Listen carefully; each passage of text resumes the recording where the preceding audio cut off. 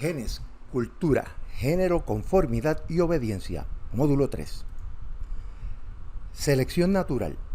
La selección natural es el proceso evolutivo por el cual las características que mejor permiten que los organismos sobrevivan y se reproduzcan en un ambiente determinado son trasladadas de una generación a otra.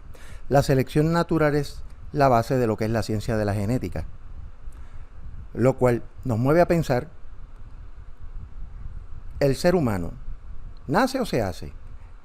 ¿La conducta social es aprendida o tiene también base genética? Así que en este capítulo queremos ver un poco cómo esas tendencias se manifiestan en lo que es la conducta social del individuo en grupo. Basado en la selección natural es que nace otra rama de la psicología que es bastante reciente, que se conoce como la psicología evolutiva. La psicología evolutiva es el estudio de la evolución de la cognición y la conducta usando los principios de la selección natural establecidos por el doctor Charles Darwin. También las emociones tienen un papel importante en nuestra capacidad de reproducción y adaptación. Charles Darwin, además de haber publicado El origen de las especies, que es su libro seminal, también publicó el estudio de las emociones en hombres y animales. Este libro plantea también de que las emociones tienen una base genética. Definitivo, Darwin no conocía la genética porque años más tarde, básicamente una vez ya Darwin no estaba, Gregorio Mendel es el que establece a través de el estudio del comportamiento de los guisantes, es que puede desarrollar los preceptos de lo que fue la ciencia genética, que hoy en día está bien avanzada al nivel de que ya tenemos cómo se ha descifrado el genoma humano. Cultura y conducta. Nuestras bases biológicas permiten que podamos construir culturas que faciliten nuestra evolución generación tras generación. Así que la biología, desde luego, tiene o crea las condiciones para que podamos desarrollar culturas y que dentro de esa cultura podamos evolucionar una generación tras otra en compañía del medio ambiente y las características que éste tiene. La evolución de la inteligencia nos ha llevado a transformar la cultura y el estilo de vida con las innovaciones necesarias para adaptarnos.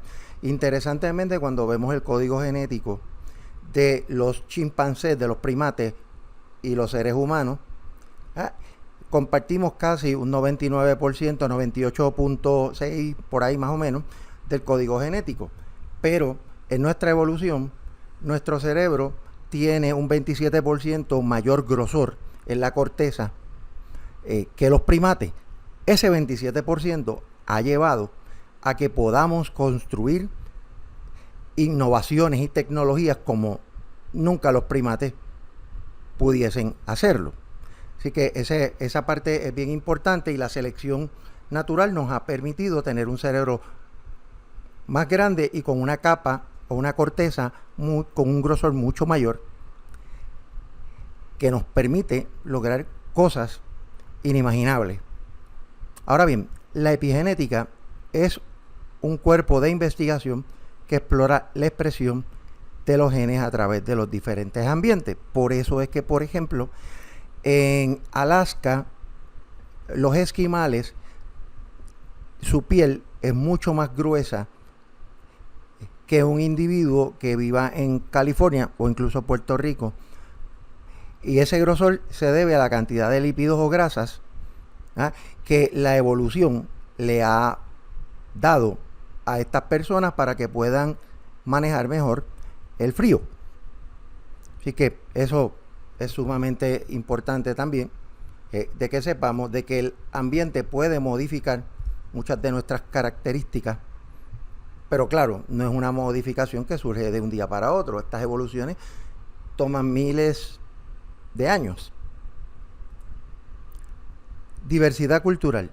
La diversidad cultural tiene que ver con la diversidad o la variedad de lenguajes, costumbres y conductas expresivas que confirman que la conducta social es programada. Esto los lingüistas han teorizado muchísimo sobre eso, sobre las características fonológicas del lenguaje y cómo nos ayudan a crear ese lenguaje que también está manifiesto en el grosor de nuestro cerebro, sobre todo en la corteza. Mientras más homogénea es la cultura, menos variación o diversidad cultural existirá. Por eso es que hay culturas todavía que son bien homogéneas, por ejemplo los alemanes o los nórdicos. ¿Por qué? Porque han mantenido no solamente la cultura homogénea, sino también la raza.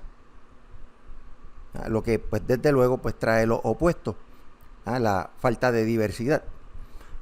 La diversidad cultural se observa mucho más debido al acceso a las tecnologías de información. Hoy en día con una computadora usted puede ver y conocer de primera mano cómo vive la gente en otros países. No necesariamente tiene que viajar para saber cualidades culturales, ni cómo viven, ni cómo se ven personas de otros países. Ahora, dentro de cada cultura, sí hay unos elementos que son bien comunes, comenzando por las normas de conducta esperada. ¿Y qué son esas? Son normas, y esas normas son estándares de conducta esperada y aceptadas. ¿Aceptadas por quiénes? Por grupos sociales que pertenecen a unas culturas determinadas. Estas normas prescriben la conducta. Estas normas dictaminan cómo la gente se debe comportar. Además, definen lo que es normativo y lo que no es normativo o es anormal.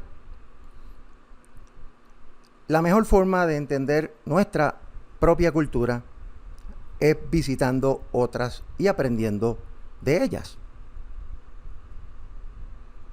También las culturas varían en sus normas para enfatizar en las elecciones individuales versus las colectivas, sobre todo qué escogemos como individuos versus qué escoge el grupo. También expresan nuestros comportamientos públicos y privados. Hay una cultura donde las personas tratan de que sus comportamientos públicos sean iguales a los privados, pero hay otras que establecen que el comportamiento público debe ser uno y el privado otro. Así que eso, ¿verdad?, es bien importante, porque no necesariamente somos transparentes 100%, y eso está en cierto grado condicionado por medio de la conducta social dentro de una cultura determinada. También como somos más puntuales o impuntuales está definido por las normas. Por ejemplo, los británicos son bien rigurosos con la puntualidad, igual que los japoneses. Los puertorriqueños incluso bromeamos porque dicen que tenemos hora puertorriqueña, que la hora puertorriqueña no siempre es la hora donde se cita a las personas. También las normas culturales determinan reglas a mantenerse o romperse, y también mantienen el espacio personal, que es el espacio donde una persona y yo, el radio, donde una persona y otra están tan cerca o tan lejos unos del otro. Por ejemplo, las culturas latinas tenemos un radio de mucha mayor cercanía que, por ejemplo, los europeos, incluso los norteamericanos, ¿verdad? Que pues nuestra cultura latina nos hace ser personas que tenemos que acercarnos más a uno, incluso hablamos y tocamos a las personas.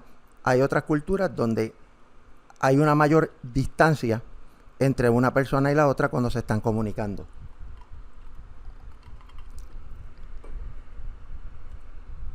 Ahora, tenemos diversidad cultural, pero también tenemos similitud cultural. ¿Qué los antropólogos han encontrado en esto de la similitud cultural? A pesar de que diferimos al nivel cultural, sí hay un grado de universalidad esencial dentro de cada cultura. Por ejemplo, existen normas comunes para la amistad.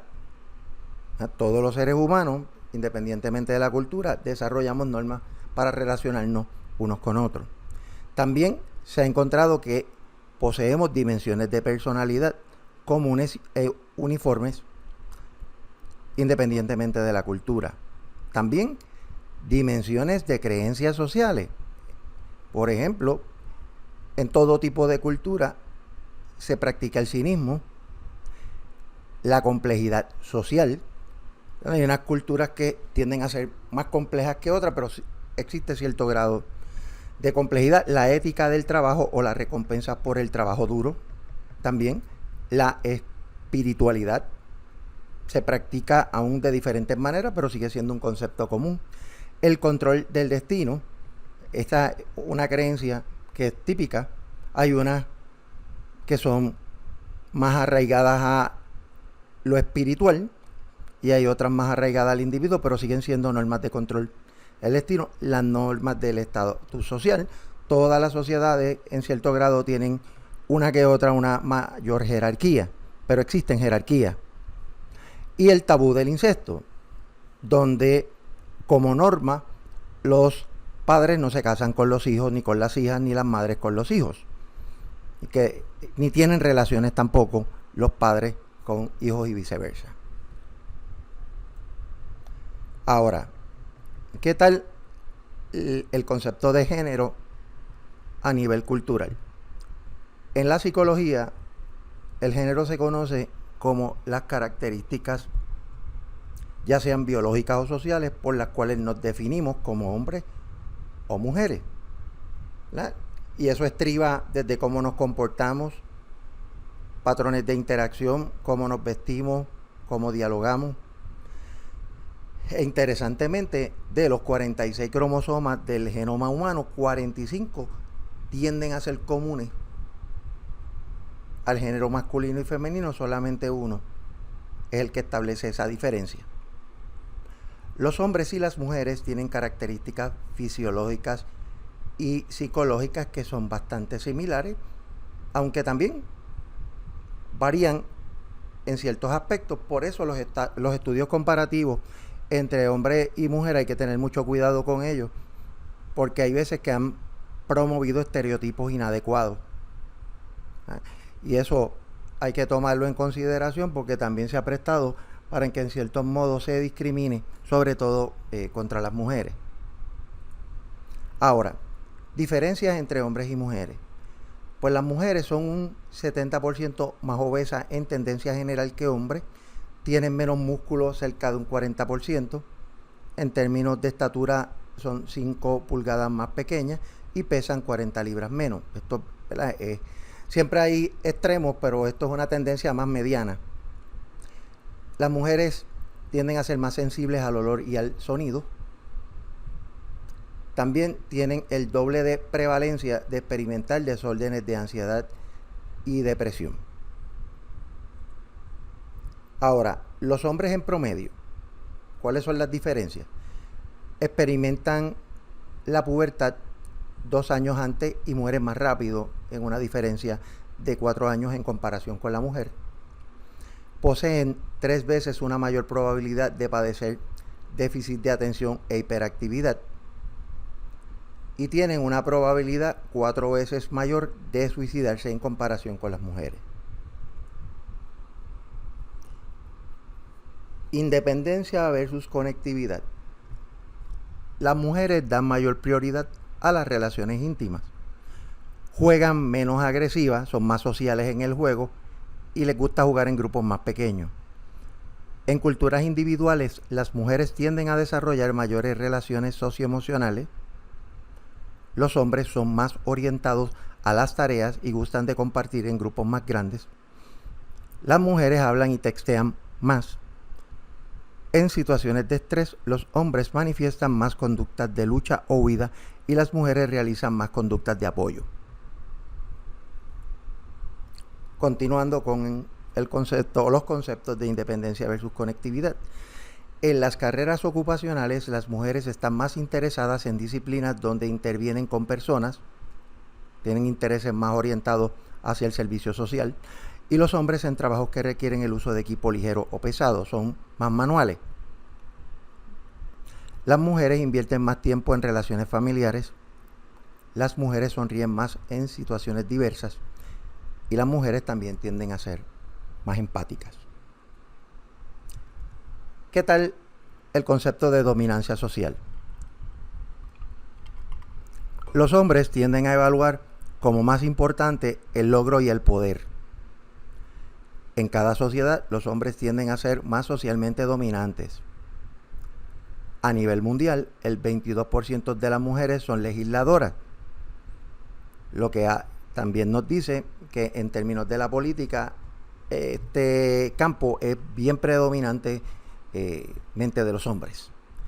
Los hombres favorecen posiciones políticas conservadoras que promueven la inequidad, en contraparte con las mujeres. La mayor parte de los presidentes de un jurado son hombres.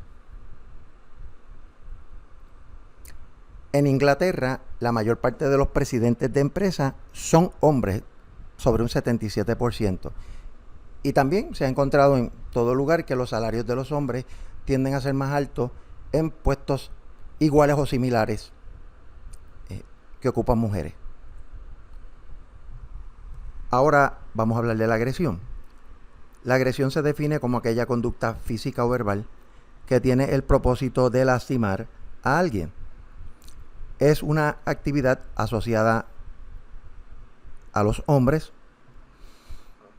Dependiendo del contexto, los hombres y las mujeres pueden ser igualmente agresivos. Las mujeres tienden a llevar a cabo conductas agresivas indirectas, tales como los chismes y conductas pasivo-agresivas. Sexualidad. Los hombres son más propensos al sexo casual. Ahora, no hay diferencia en la aceptación en el proceso de cortejo.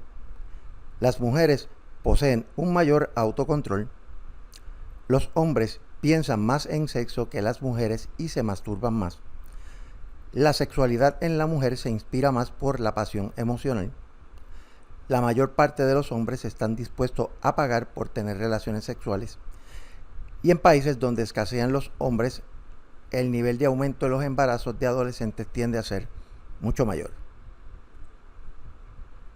Género y las preferencias en el apareo. Según la psicología evolutiva, las mujeres prefieren hombres que posean recursos físicos que le puedan brindar mayor seguridad. Los hombres mayores prefieren mujeres más jóvenes ya que representan mayor fertilidad. Las mujeres en ovulación prefieren observar caras masculinas, son aprensivas ante hombres amenazantes y pueden detectar más fácilmente la orientación sexual de un hombre. Género y las hormonas. El aumento en testosterona desarrolla conductas andróginas tanto en hombres como en mujeres. Además, exhiben menos contacto visual, menos destrezas de lenguaje y menos empatía. Existe una asociación entre la agresividad y la cantidad de testosterona en el cuerpo. Al pasar los años, los hombres disminuyen sus niveles de testosterona, la agresión y la dominancia disminuye, aumentando así la empatía. La importancia de la cultura en el género. Las personas se amoldan a la cultura. La cultura genera normas de género que establecen las expectativas de conducta en hombres y mujeres. Los roles de género varían de cultura en cultura. Los roles de género varían a través del tiempo. Lo hemos estado viendo desde varios años atrás. La mayor parte de la influencia social se debe a la influencia de pares. Se reúnen grupos de hombres y mujeres, se influyen entre ellos y eso es lo que hace que muchas veces cambien sus actitudes tanto a nivel afectivo, cognitivo y desde luego conductual. Ahora, la biología y la cultura.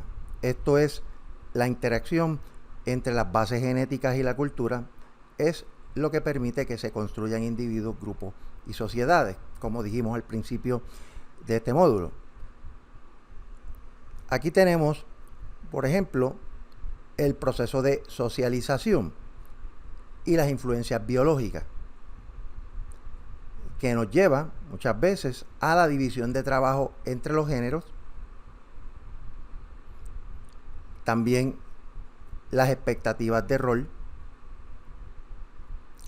las destrezas y creencias asociadas al género y finalmente las diferencias en género. Nuevamente, el punto aquí clave es que esto cambia con el tiempo, ¿verdad? Y hoy en día podemos observar que hay profesiones que tradicionalmente estaban destinadas para los hombres y hoy en día las mujeres son altamente competitivas en dichos roles. Por ejemplo, la ingeniería. Pero por otro lado, profesiones que estaban estereotipadas para las mujeres, hoy en día hay muchos hombres. Por ejemplo, la enfermería. El poder de la situación y la persona. Una situación determinada afecta a las personas de manera diferente. Por eso usted puede estar junto a una persona ante un asalto y uno puede salir corriendo y otro puede tratar de ayudar ante la situación. ¿Por qué pasa esto? Porque los seres humanos somos selectivos en cómo nos comportamos en las situaciones, aunque también debemos aceptar que hay comportamientos que tienen una base biológica y son seleccionados por el individuo. Por ejemplo, las respuestas de huida, enfrentamiento o parálisis. Ante un asalto, 3 personas pueden adoptar estas conductas que están determinadas biológicamente o evolutivamente, que son huir, salir corriendo; 2, enfrentar al asaltante; o 3, quedarse prácticamente paralizado del miedo y el temor. Así que pues, estos son factores que hay que tomar en consideración y que sobre todo en situaciones donde nuestra evolución tiene un rol importante, por ejemplo, pues cuando algo amenaza mi vida, cuando algo afecta o impide mi reproducción y cuando algo me impide adaptarme a las circunstancias. Ahora, como seres sociales que somos, también tenemos el potencial de crear situaciones, ¿verdad? Situaciones positivas para uno y para otro y negativas también. Ahora vamos a hablar del tema de conformidad y obediencia. ¿Qué es conformidad y qué es obediencia? La conformidad es el cambio en conducta o creencia que surge como resultado de la presión grupal o imaginaria o de las expectativas sociales. La aceptación es un tipo de conformidad que involucra actuar o creer de acuerdo a la presión social y a las expectativas que se tienen. También está lo que se conoce como cumplimiento. Es el tipo de conformidad que involucra actuar de manera pública de acuerdo a requerimientos implícitos y explícitos, mientras en privado la persona está en desacuerdo. Como hablábamos hace un rato, hay veces que un individuo manifiesta unos comportamientos en público y en privado está en desacuerdo sobre estos comportamientos, pero ante la presión grupal y la expectativa social tiene que manifestar estos comportamientos, sobre todo si hay una consecuencia positiva o negativa en dicho comportamiento. Y está la obediencia, que es el tipo de comportamiento que involucra actuar de acuerdo a una orden directa. Ahora, ¿qué nos lleva a la obediencia? La distancia entre la víctima y el victimario. A mayor distancia, la persona va exhibir menos compasión. También se llama, o los psicólogos le llamamos, objetivización del comportamiento. O sea, cuando yo le quiero hacer daño a una persona y la veo como una cosa, como algo despreciable, no miro las características personales que pueden tener la persona. También está la cercanía a la autoridad y legitimidad de la autoridad. Aquí la persona va a obedecer mientras más cerca esté de la autoridad. También se ha encontrado que mientras más prestigio tiene la figura de autoridad, mayor conformidad hacia la obediencia va a tener, y esto es la base de los famosos estudios de obediencia de Stanley Milgram. Aquí un poco vamos a mirar los estudios clásicos de obediencia y cómo se manifiestan de tres formas distintas. Por ejemplo, en los estudios de Sheriff sobre formación de normas, se evalúa la creación de normas para ajustarse a un grupo. En términos de la vida real, un ejemplo puede ser generar criterios de evaluación para evaluar el desempeño de un empleado. En términos del concepto o tópico conformidad, los estudios de Solomon Asch, por ejemplo, trataban de validar los acuerdos de juicios perceptuales equivocados, donde un ejemplo sería imitar lo que otros hacen aun estando equivocados. Entonces, el tercer tópico, que es el de obediencia, Stanley Milgram fue el máximo proponente de este tema, donde sus experimentos buscaban evaluar la disposición a obedecer la autoridad sin medir la consecuencia. Aquí los empleados, en términos de un ejemplo, obedecen a órdenes que violentan reglamentos o leyes para complacer al jefe. Factores que predicen la conformidad. Tamaño del grupo. Solomon Asch encontró que entre 3 a 5 personas demuestran mayor conformidad que 1 o 2. Unanimidad. A la mayoría de las personas no les gusta ser la nota discordante, por lo que prefieren ceder a la presión del grupo. Cohesión. Punto. Es el sentimiento compartido dentro del grupo que establece niveles de acuerdo en actitudes y conductas de sus miembros. Esto significa que se genera un modelo mental común. Continuando con los factores que predicen la conformidad. Estatus. Las personas de menos estatus tienden a conformarse más con la obediencia al recibir órdenes de personas de mayor estatus. También está la respuesta pública. Las personas se conforman con la obediencia más en público que en privado. También está el concepto de los compromisos previos. La mayoría de las personas se mantienen en su posición inicial aun cuando le den la oportunidad de revisar su decisión. Ahora, ¿por qué nos conformamos? Hay dos conceptos que nos ayudan a entender esto: el de influencia normativa, que es la conformidad basada en el deseo de las personas de cumplir con las expectativas de otros con el propósito de lograr la aceptación de estos. Y está también la influencia informativa, que es la conformidad que ocurre cuando las personas aceptan la evidencia sobre la realidad provista por otras personas. Ahora, ¿quiénes se conforman? Las personas que puntúan alto en agradabilidad, en términos de personalidad y en concienciación, tienden a conformarse más a las reglas. Las personas que puntúan más alto en la dimensión de apertura de experiencia tienden a conformarse menos. Las personas que no se conforman a las decisiones de grupo reciben presiones para que se conformen. Cultura. La conformidad hacia la obediencia se observa más en países colectivistas en contraposición con países individualistas. Los países cuyos ciudadanos están bien expuestos a enfermedades y plagas tienen un alto nivel de conformidad con la obediencia. Las personas que pertenecen a la clase trabajadora se visualizan como similares a otros, mientras que las de clase media se perciben como únicos. Los roles sociales.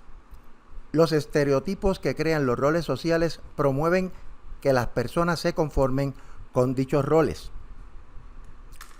Los roles que promueven mayor escala social hacen que las personas se conformen más con las conductas asociadas a estos. La práctica de conductas asociadas a nuevos roles ayuda en el proceso de conformidad y ajuste al rol. ¿Por qué ciertas personas se resisten a las presiones hacia la conformidad? El fenómeno que trata de explicar esto es lo que se conoce como resistencia reactiva. Es el motivo de proteger o restaurar el sentido de libertad personal. La resistencia reactiva surge cuando alguien atenta contra la libertad de acción. Y las personas se sienten bien cuando se perciben como moderadamente únicos.